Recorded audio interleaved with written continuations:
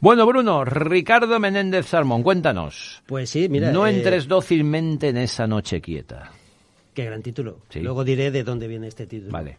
Pues nada, no sé si recordarán los oyentes que ya hablamos de Ricardo Menéndez Salmón aquí una vez, estaba Sergio también, me acuerdo, y hablamos de su penúltima novela, El Sistema, y ya dije en aquel momento que era uno de mis escritores preferidos en este momento en España, probablemente de menos de 50 años, él está rayando los 50, tiene 49, para mí el más interesante, su proyecto literario el más interesante. Después de Ramón, claro. Vale, no, era broma, vale. Porque tú cuando Eso se da. Tengo ya, casi entendí. Pero he dicho menos de Vale. 50. Ramón tiene 53, Ramón. Sí, Pero sí. Ramón Ahí tiene está casi- muy Aunque bien. con ese pelazo parece que tenga Ramón 30. tiene casi 50. Casi 50. Claro, casi para arriba o para abajo Hombre, tienes casi mentales 50. lo dejamos en 11. Sigue, Bruno, era por Pues bien, soltar la he morada. decidido volver a hablar de él porque hace unas semanas teníamos que entrevistarlo aquí en Sí, esta señor, emisora. y te venía, sí, Y yo estaba muy ilusionado. la gran tormenta Gloria, la Sí. llamaron, pues lo impidió porque ya estaba llegando Ricardo a Valencia y tuvieron que desviar su avión a Murcia y no pudimos entrevistarlo Sí. aquí ese día. Entonces he aprovechado hoy para poder hablar del libro sobre el que íbamos a preguntarle hace 3-4 semanas, creo. Y he aprovechado más o menos las preguntas que yo iba a hacerle aquí en la radio, que se las pasé por mail y me las contestó. En 48 horas ya me las había contestado y tal. Y voy a plantear más o menos los temas que yo le pregunté y si sienten curiosidad por saber las respuestas que él me dio, pues pueden entrar en trabalibros.com, Muy que ahí bien. está la entrevista y pueden ver lo que me contó, ¿no? Este es un libro que a mí me ha servido muchísimo, porque a mí me gusta Ricardo Menéndez Salmón, me gusta muchísimo, pero tenía una gran inquietud al respecto de su vida personal. Yo quería saber de dónde le venía la motivación de la escritura y de por qué escribía lo que escribía. Y en este libro, que es autobiográfico y confesional, he descubierto por qué. Y estoy tentado de releer su obra a la luz de este último libro. Este último libro es, como he dicho, autobiográfico, confesional, y es una especie de... podríamos meterlo dentro de lo que se considera la literatura del duelo. Que aquí ya hemos hablado de algunos libros así. Ordesa, por ejemplo, en el que Vilas habla de su madre. Desgracia impeorable de Hanke, que también hablamos aquí un día, en el que habla del suicidio de su madre. Patrimonio de Philip Roth, o El olvido que seremos de Héctor Abad Fasciolince. Son libros en los que ajustas cuentas con tu padre después de muerto el padre, ¿no? Es una literatura interesantísima desde mi punto de vista porque te permite hacer un ejercicio psicoanalítico, digamos, y bucear en cuáles fueron las motivaciones básicas del escritor en cuestión, ¿no? Él empieza el libro diciendo que quiere evitar uno de los errores fundamentales de este tipo de literatura, que es convertir a tu padre en un personaje literario, ¿no? Y él propone una triple estrategia, o desarrolla una triple estrategia en este libro para evitar esto, ¿no? Él dice, hay que ser honesto, hay que desaprender o olvidar ciertas obras de esta tradición para no repetirlo, y hay que hacerlo desde cierto desapasionamiento. Hay que establecer una especie de distancia emocional al respecto para no convertir este libro en un libro lacrimógeno o excesivamente sentimentaloide, babosón, ¿no? Que a lo mejor edulcora la figura de tus padres para provocar, pues eso, lágrima fácil, ¿no? Como hablábamos antes de la lágrima fácil y de la sociedad excesivamente emocionalizada, ¿no? Entonces, él lo consigue. Y él se llama a sí mismo un patólogo de su padre y de la relación suya con su padre. Él intenta exhumar de su historia familiar aquellos gérmenes que le hicieron convertirse en escritor. Y dice al respecto que este libro ha sido para él un libro impuesto. Literalmente dice que este libro no es una deuda, no es una vindicación, no es una ofrenda, es una necesidad. Y es una necesidad que los que son escritores lo escriben, pero los que no somos escritores también sentimos. Es esa necesidad de volver a hablar con tu padre y poder decirle lo que no le has dicho en vida, ¿no? Él dice que en las familias es general el silencio, ¿no? En las familias las conversaciones importantes no se tienen nunca a tiempo, ¿no? Entonces estos escritores intentan establecer post-mortem una última conversación con sus padres y les dicen aquello que no les dijeron en vida, ¿no? Porque es común eso. Es de lo único, igual hay algo más, pero de lo que más orgulloso estoy de mi vida es que nunca tuve una conversación pendiente con mi padre. Y es lo que siempre le recomiendo a mis amigos. De tíos, tened, que cualquier día se pueden ir vuestros padres, tal, no tengáis nunca eso de, joder, nunca le dije esto, aquello, lo otro, nunca le pregunté tal, cual, y siempre digo, no lo hagáis, o cuando se enfadan, es que con mi padre o con mi madre, digo, tío, no vale la pena, siéntate un día, vete a comer con él y habla. Y es de lo único que estoy tranquilo en esta vida, de que no tengo ninguna conversación pendiente con mi padre. Dicho esto, hay otro gran libro, si no lo tienes te lo prestaré, que tú eres hombre decente y lo devuelves, seguro, y si no sabes que te enviaré sicarios a que te maten. Hay un librito muy breve de Paul Leoto, que se titula In Memoriam, que Paul Leoto tiene una vida muy curiosa. Su padre era el apuntador del teatro de la Comédie Française y su padre era muy mujeriego. De hecho, la madre de Leoto era una actriz que no se ocupó de él, entonces él vivía con el padre, pero el padre tampoco se ocupaba demasiado de él.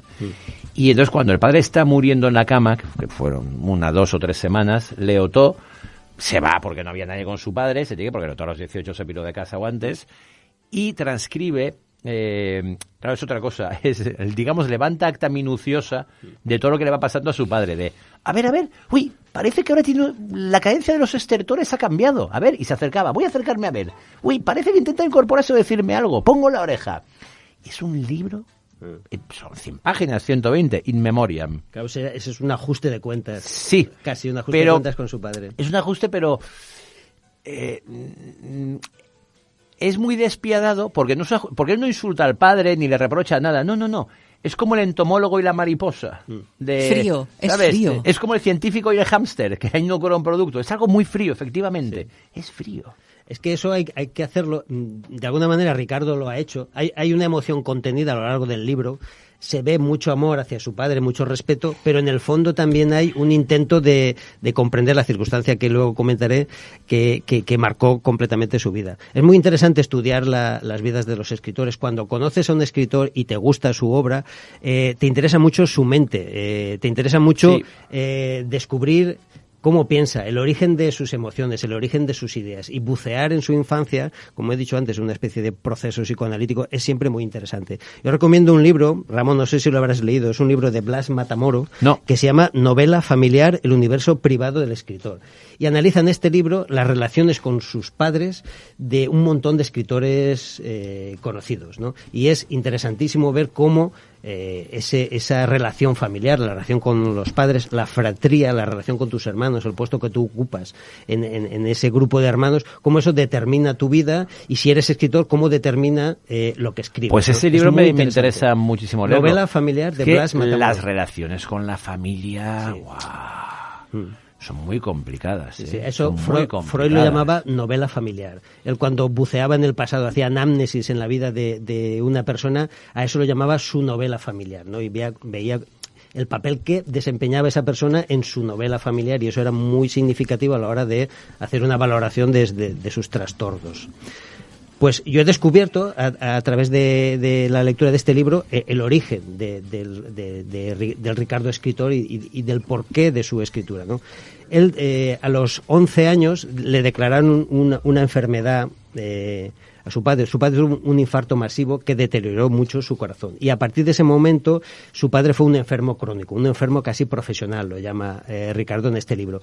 Y eso marcó la vida de toda la familia, evidentemente. Sí. Su padre estaba delicadísimo, en cualquier momento podía morir. Luego duró 35 años, pero en cualquier momento podía morir. La familia vivía bajo la amenaza de la posible y probable muerte de su padre y de la enfermedad como clima en el que se vivía en esta familia. Él a eso lo marcó profundamente porque él tenía 11 añitos y la vida, y cito palabras suyas, la enfermedad ha sido mi destino, mi país y mi bandera. Wow. O sea, él descubrió muy pronto, a muy temprana edad, la enfermedad y con sus correlatos de muerte y de dolor. Él se convirtió en tuvo una especie de angustia anticipada y prematura por la muerte, cosa que no suele ocurrir a los 11 años. Fue una especie de enfermo imaginario, hipocondríaco. Eso hizo que, él decía, mientras la mayoría de mis amigos leían, iban al cine o se masturbaban, yo me tomaba el pulso, yo me tomaba la temperatura, exploraba enciclopedias médicas porque me convertí en un hipocondríaco. Me impresionó tanto la enfermedad de mi padre que estaba constantemente pendiente de mi cuerpo. Y eso hizo que me sintiera culpable cuando, por ejemplo, fumaba y no cuidaba mi cuerpo. Entonces, a muy temprana edad descubrió la enfermedad, el dolor, el miedo, la culpa y se hizo hipocondríaco. Y la enfermedad pasó a ser no solo la enfermedad de su padre, sino una enfermedad suya, la hipocondría, ¿no? Martín Redó, muy buenos días. Buenos días. David Aroncher, muy buenos días. Buenos días. ¿Qué os parece? Yo, vamos, hay... Luego hablaremos de las relaciones familiares, en la Por tertulia momentos sentimental. pensaba que estaba hablando de mí. Los que hemos tenido así una infancia así un poco con sentimientos encontrados de culpa, tal, no sé qué. Mira que nos marca a todos la infancia y las relaciones familiares. Madre mía. Yo precisamente mi conversión a hipocondríaco va mucho por ese mecanismo que estaba contando. O sea, que por lo de tu padre. Bueno, sí, soy hijo de hostelero, así que me crié un poco solo y venía un poco en relación, la verdad. Sí. Muy interesante lo que está contando. ¿Sabes que Peckinpah decía que la infancia es la patria de los hombres? Sí, es importantísimo. Es el troquel en el que te van modelando la emocionalidad, la intelectualidad. Y a lo mejor es cuando eres más tú, ¿no?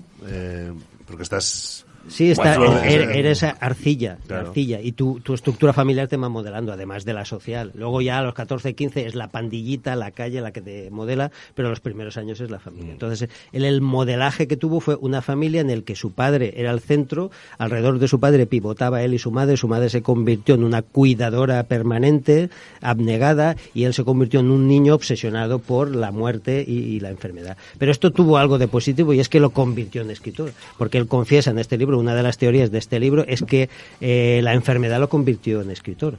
Y no solo en escritor, sino en un buen escritor, y determinó también los temas y el tono de su literatura. Hablamos aquí en su día, cuando hablamos del sistema, que el nervio, digamos, que vertebra toda su obra, el calambre que la atraviesa toda, es la obsesión por el mal.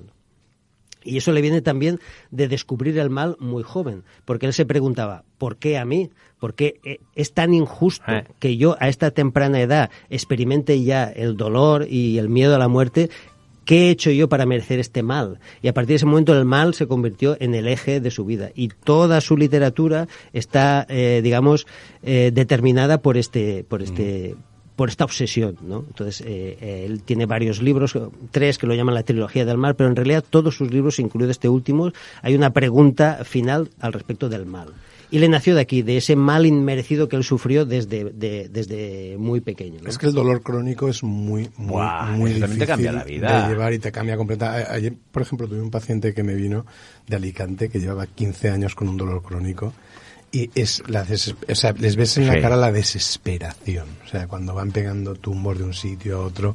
Y efectivamente te marca la vida. O sea, te cambia la vida completamente. Cambia. Es que cambia todo lo de ¿voy ahí o no voy ahí? No voy porque me duele. Correcto. ¿Hago esto o no hago lo otro? No hago ni esto ni lo otro porque si me levanto me duele. O sea, es todo.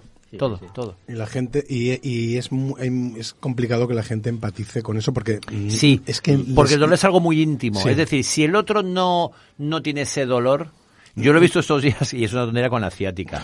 Que la gente, ¿qué tal? ¿Cómo vas? Bien, tal, pero eso que dices, no, es que tú no tienes ni idea que voy andando como chiquito de la calzada porque me duele mucho. Bueno, cada uno tiene el umbral del dolor donde lo tiene, a lo mejor. Sí. Bueno, yo lo tengo muy bajo, ya lo sabes. Sí, no, pero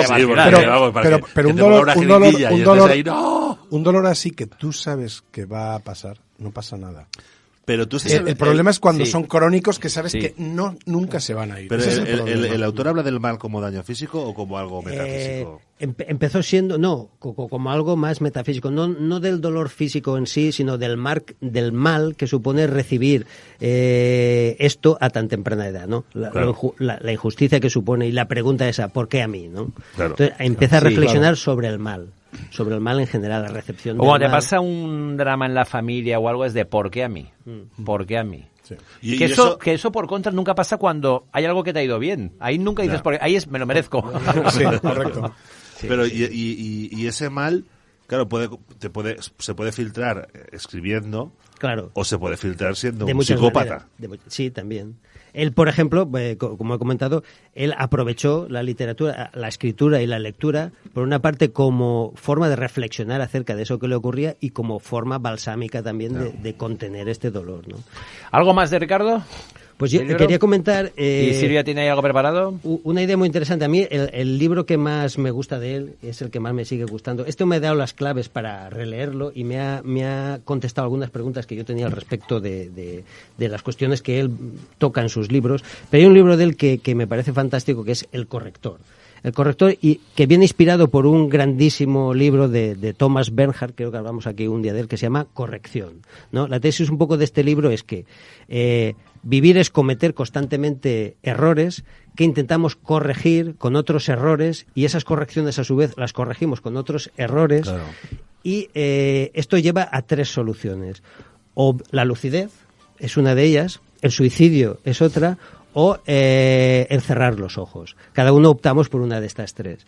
El protagonista de Corrección se suicida. Mírame. Ramón cierra los ojos. Yo soy de los que cierran los ojos. Y Ricardo aplica la lucidez, ¿no? Y una de las reflexiones que hace, una de sus frases, es que la lucidez es una especie de dimensión del espanto. Y él dice, la lucidez tiene una dimensión negativa porque te hace ver cosas... Claro, por eso prefiero cerrar los ojos. La gente muy lúcida a mí me hacen psicóticos. No, por eso prefiero cerrar los ojos. Pero tiene su parte positiva, y es que consigues no ver con claridad y no engañarte, ¿no? A pesar de eso, hay gente que cierra los ojos, gente que se suicida y gente que vivir en el engaño, aplica la lucidez. Yo creo que es sí, más Matrix, cómodo. Claro. Más... Silvi. Vale, leo el texto. ¿De dónde es? Espera, sí, ¿quieres decir algo una cosita más? Sí. Porque parece que sea un libro negativo, pero él al final recopila 2 lecciones fundamentales que le dio su padre. Porque en un momento dado dice, no creáis que yo odiaba a mi padre, todo lo contrario, yo amé profundamente a mi padre me amaba profundamente y estaba muy orgulloso de mis éxitos como escritor y tal. Y le dejó en herencia dos cosas que él valora muchísimo. Una es que se puede defender una cosa y la contraria, o sea, la contradicción en la que estamos obligados prácticamente a vivir. Lo que digo siempre, Sergio. Y que a pesar de su obsesión por el mal, y esto ya lo comentamos un día, lo realmente misterioso y fascinante de la vida es el bien, la existencia del bien. Y él cita una novela, Escuela de Mandarines. ¡Hombre! La tengo de Miguel Espinosa. Me la regaló mi padre cuando tenía 20 y tantos años. La tengo además en un sitio privilegiado en mi biblioteca. Sí. Y Miguel Espinosa, un día tienes que hablarnos de él, porque era un personajazo. Tenemos que hablar de esa Escuela novela. De Mandarines es de lo mejor que hay en el siglo XX en España.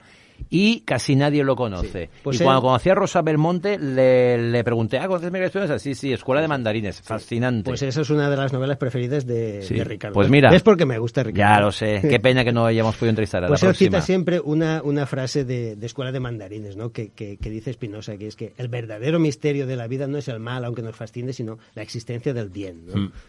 Es un novelón, Escuela de Mandarines. Sí. Silvia. Y ahora Silvia nos va a leer una pequeña cita de este libro.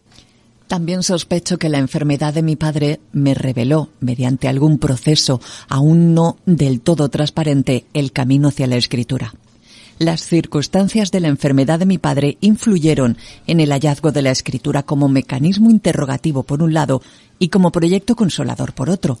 Estoy convencido de que el escritor es el enfermo por antonomasia y la literatura una forma de enfermedad en sí misma. Pues sí, tiene toda la razón. Bruno, quédate con nosotros un rato, ¿vale? ¿Puedes? Sí, queda un ratillo, sí. Vale.